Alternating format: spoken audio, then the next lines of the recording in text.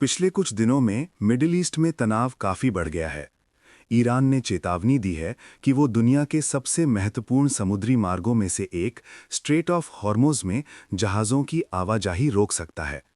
लेकिन अगर वास्तव में ये रास्ता बंद हो जाए तो दुनिया पर इसका क्या असर पड़ेगा? स्ट्रेट ऑफ हॉर्मुज़ एक संकरा समुद्री रास्ता है जो ईरान और ओमान के बीच स्थित है। ये पर्शियन गल्फ को अरेबियन सी से जोड़ता है। अपने सबसे संकरे हिस्से में ये केवल 33 किलोमीटर चौड़ा है, लेकिन इसके बावजूद ये दुनिया के सबसे महत्वपूर्ण ऊर्जा मार्गों में से एक है। यूएस एनर्जी इंफॉर्मेशन एडमिनिस्ट्रेशन के अनुसार हर दिन लगभग 20 मिलियन बैरल्स तेल इस रास्ते से गुजरता है। ये दुनिया की कुल तेल खपत का लगभग 20% है।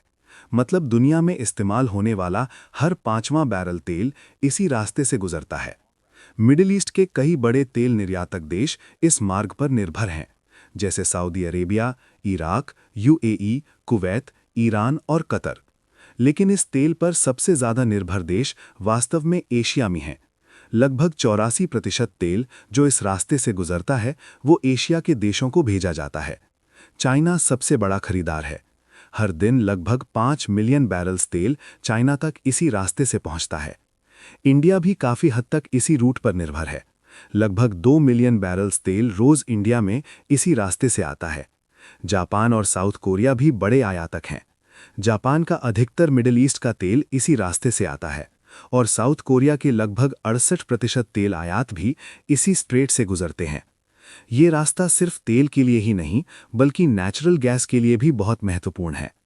कतर दुनिया के सबसे बड़े एलएनजी एक्सपोर्टर्स में से एक है और वैश्विक एलएनजी व्यापार का लगभग 20% इसी रास्ते से गुजरता है। अगर ये मार्ग बाधित हो जाए तो वैश्विक ऊर्जा बाजार पर तुरंत असर पड़ेगा। पर्शियन गल्फ से आने वाला तेल दुनिया तक पहुंचना मुश्किल हो जाएगा। कुछ पाइपलाइंस मौजूद हैं जो इस रास्ते को बाईपास कर सकती हैं, लेकिन उनकी क्षमता उस 20 मिलियन बैरल्स पर डे के मुकाबले बहुत कम है जो सामान्यतः इस रास्ते से गुजरता है। इसी वजह से स्ट्रेट ऑफ हॉर्मुज़ को दुनिया के सबसे महत्वपूर्ण एनर्जी चोक पॉइंट्स में से एक माना जाता है।